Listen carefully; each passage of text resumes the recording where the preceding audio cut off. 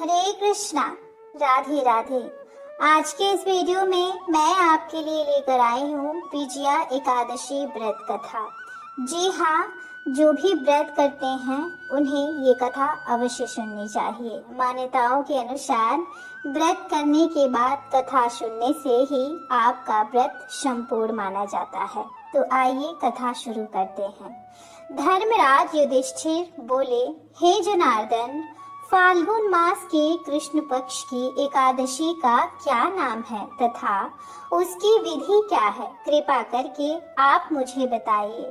श्री भगवान बोले, हे राजन, फाल्गुन मास के कृष्ण पक्ष की एकादशी का नाम विजया एकादशी है। इसके व्रत के प्रभाव से मनुष्य को विजय प्राप्त होती है। यह सब व्रतों से उत्तम व्रत है। इस विजया एकादशी का महात्म्य के श्रवण व पठन से समस्त पाप नाश को प्राप्त हो जाते हैं। एक समय देवर्षि नारद जी ने जगत पिता ब्रह्मा जी से कहा, महाराज, आप मुझे फाल्गुन मास के कृष्ण पक्ष की एकादशी विधान कहिए।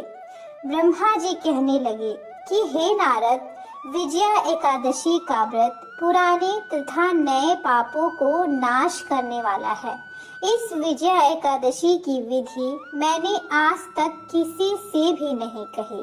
यह समस्त मनुष्यों को विजय प्रदान करती है। त्रेता युग में मर्यादा पुरुषोत्तम श्री रामचंद्र जी को जब 14 वर्ष का वनवास हो गया, तब वे श्री लक्ष्मण जी तथा सीता जी सहित पंचवटी में निवास करने लगे।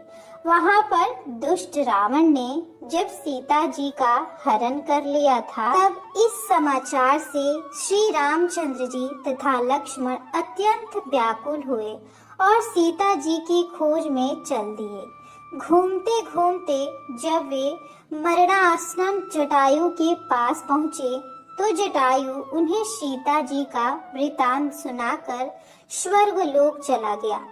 कुछ आगे जाकर उनकी सुग्रीव से मित्रता हुई और बाली का वध किया। हनुमान जी ने लंका में जाकर सीता जी का पता लगाया और उनसे श्री रामचंद्र और सुग्रीव की मित्रता का वर्णन किया। वहां से लौटकर हनुमान जी ने भगवान श्री राम के पास आकर सब समाचार बताया। श्री रामचंद्र जी ने वानर सेना सहित सुग्रीव की संपत्ति से लंका को प्रस्थान किया। जब श्री रामचंद्र जी समुद्र से किनारे पहुँचे, तब उन्होंने मगरमच्छ आदि से युक्त उस अगाध समुद्र को देखकर लक्ष्मण जी से कहा कि इस समुद्र को हम किस प्रकार से पार करेंगे? तब श्री लक्ष्मण ने कहा, हे पुराण पुरुषोत्तम, आप आदि पुरुष हैं, आप सब कुछ जानते हैं। यहाँ से आधा योजन दूर पर कुमारी द्वीप में वकदलाभ्य नाम के मुनि रहते हैं। उन्होंने अनेक ब्रह्मा देखे हैं। आप उनके पास जाकर इसका उपाय पूछिए। लक्ष्मण जी की इस प्रकार के वचन सुनकर श्री रामचंद्र जी उन मुनि के पास गए और उनको प्रणाम करके बैठ गए। मुनि ने भी उनको मनुष्य रूप धारण किए हुए पुराण पुरुषोत्तम समझकर उनसे पूछा कि हे राम, आपका आना कैसे हुआ? तब श्री रामचंद्र जी कहने लगे कि हे ऋषि, मैं अपनी सेना सहित यहाँ आया हूँ और राक्षसों को जीतने के लिए लंका ले जा रहा हूँ। आप कृपा करके समुद्र पार करने का कोई उपाय बतलाइए। मैं इसी कारण आपके पास आया हूँ। तब ऋषि बोले, हे राम, फाल्गुन मास के कृष्ण पक्ष की एकादशी का उत्तम व्रत करके आप निश्चित ही विजय प्राप्त होंगे। साथ ही आप समुद्र भी अवश्य पार कर लेंगे। इस व्रत की विधि यह है कि दशमी के दिन स्वर्ण, चांदी, तांबा या मिट्टी का एक घड़ा बनाएं। उसके बाद उस घड़े को जल से भरकर तथा 5 पल्लव रख वेदिका पर स्थापित करें।